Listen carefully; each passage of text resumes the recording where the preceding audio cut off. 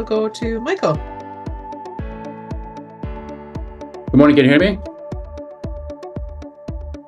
Guten Tag, guten Morgen. That's all I know. This is not going to be in German, so sorry to disappoint you. My name is Michael Tudorie. I'm a realtor for 15 years in Vancouver. I live in Vancouver for 22 years. I live in Halifax, Nova Scotia for 10 years. That's where I arrived in Canada.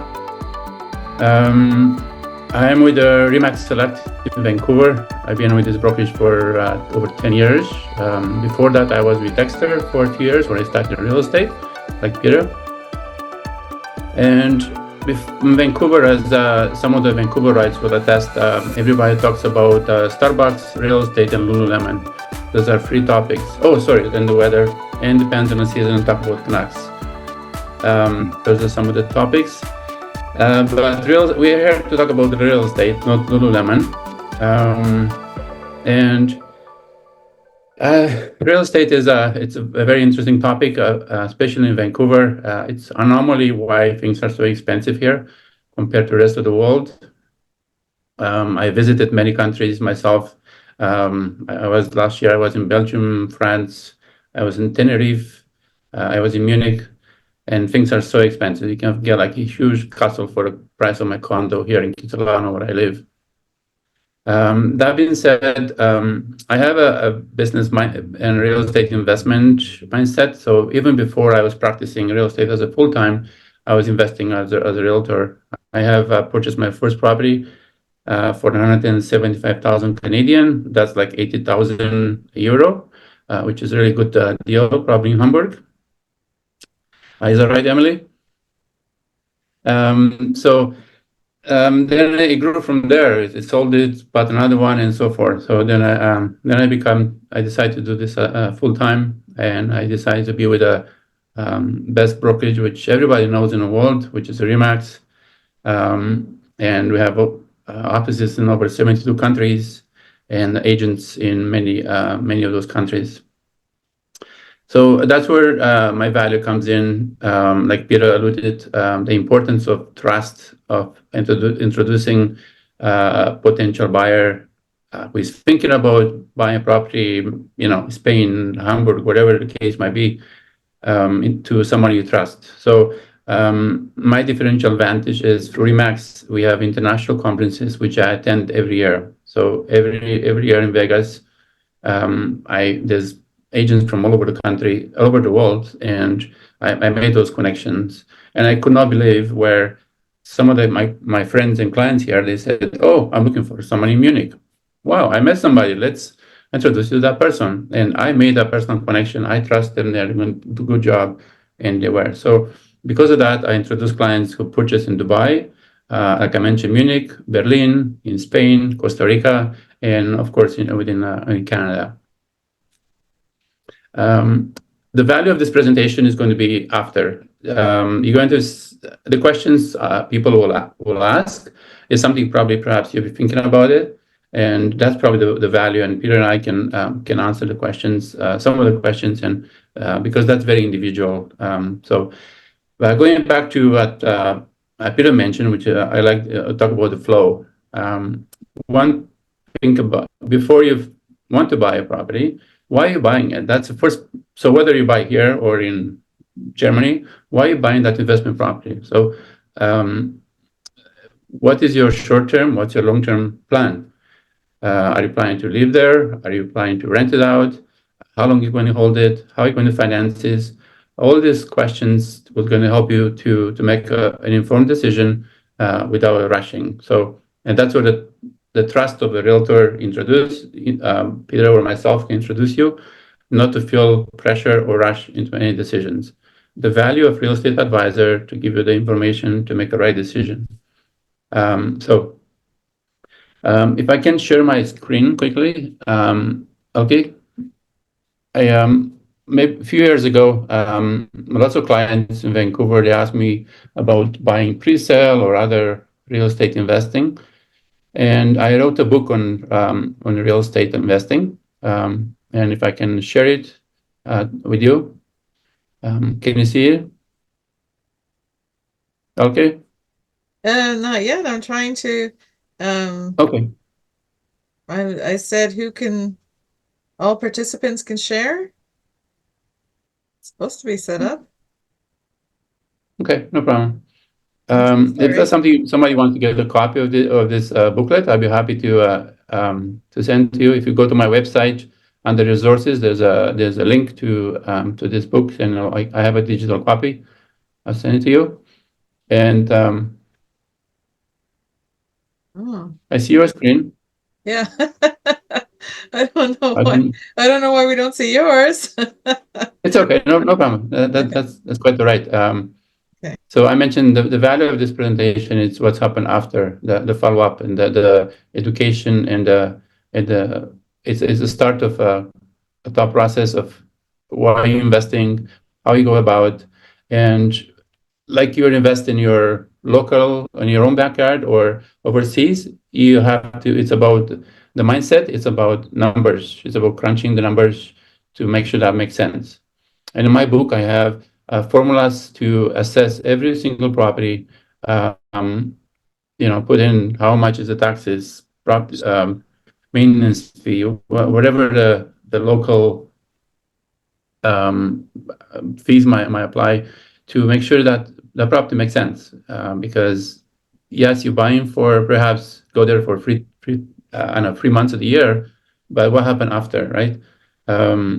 What are you able to rent it out? In Vancouver, for the benefit of people coming in from Houston or Germany, as of May 1st, not allowed to have Airbnb properties.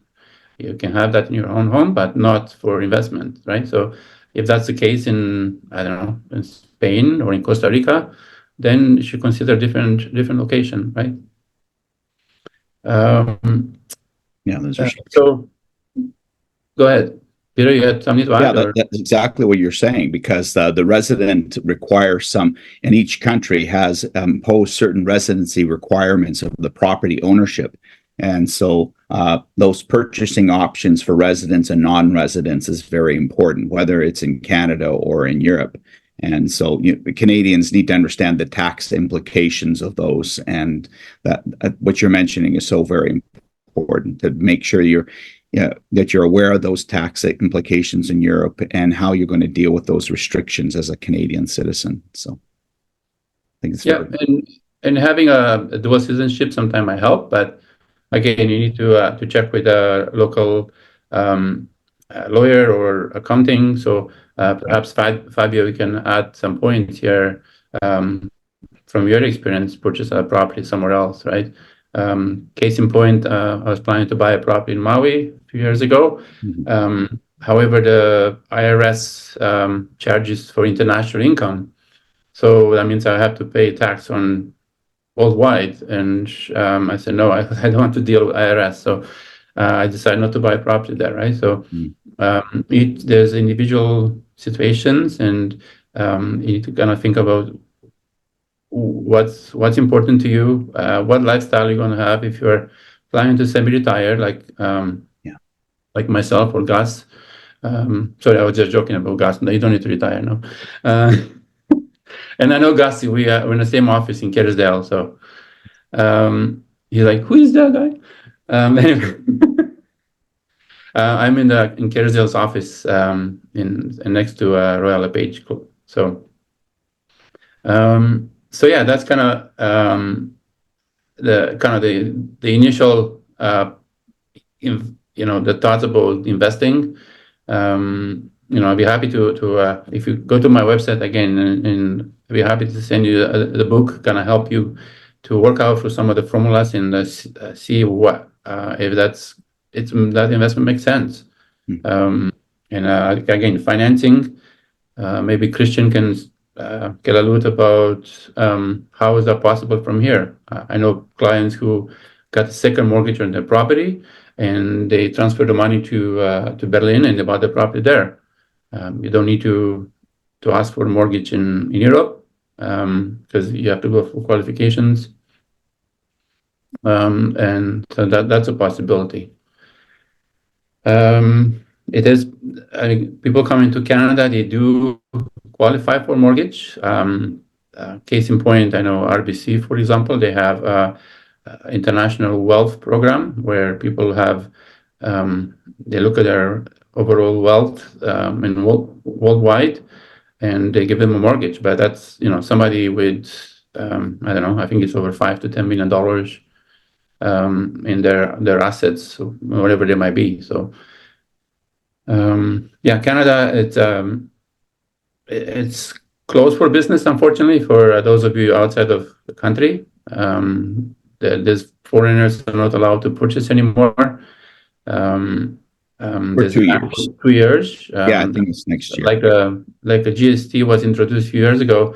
Probably this is going to be extended for a long time if my gut feeling is right. So, but again, there's a different situation where people have family here, or everyone. There's always loopholes, and this applies to Greater Vancouver.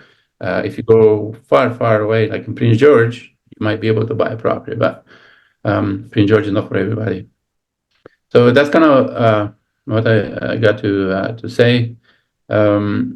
And I guess Elke, just open to questions, because that's, I said, this is more valuable to than me talking on something which doesn't apply to you, right? So, Okay, so and, is your if Fabio wants to add anything about the legal aspects, I think that'll be a benefit, because that's so important. And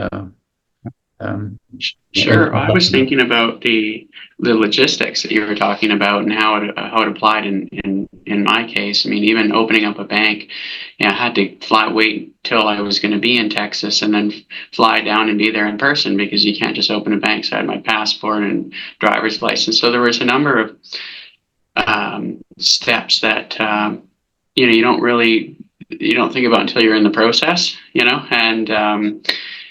and even, knowing the market is crucial. There's the due diligence aspect. I mean, I was lucky because I had familial connections in Texas, so I knew people who had rental properties, and then in that case, they could refer me to, oh, this is a really good property manager that's going to put the time into making sure that you have a good tenant.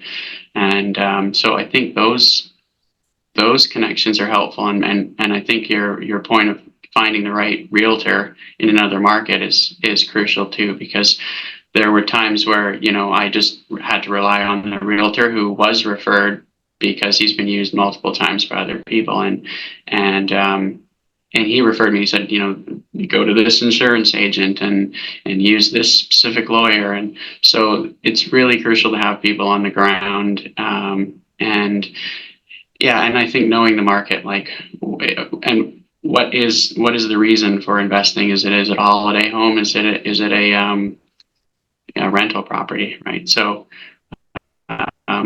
there's definitely a lot to figure out. And another thing too is the tax aspect. I mean, if you're not a citizen, so like I'm not an American, I had to think about, okay, I need an ITIN number, so I need to figure out taxes. And the first year I didn't have an accountant here that could do Canadian and American taxes, so I had to find an American accountant who could file there and then send the papers here, and then a Canadian. So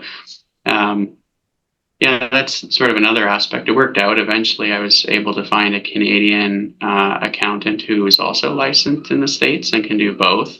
So there's and lending, I guess, is an issue. Depends how you do it. I mean, you can always take a loan here, or if you have a property here, take a mortgage, and depending on the price, maybe you could purchase it technically with cash abroad, but you have a mortgage here on a property, or you might have to look at financing, and then there might be a number of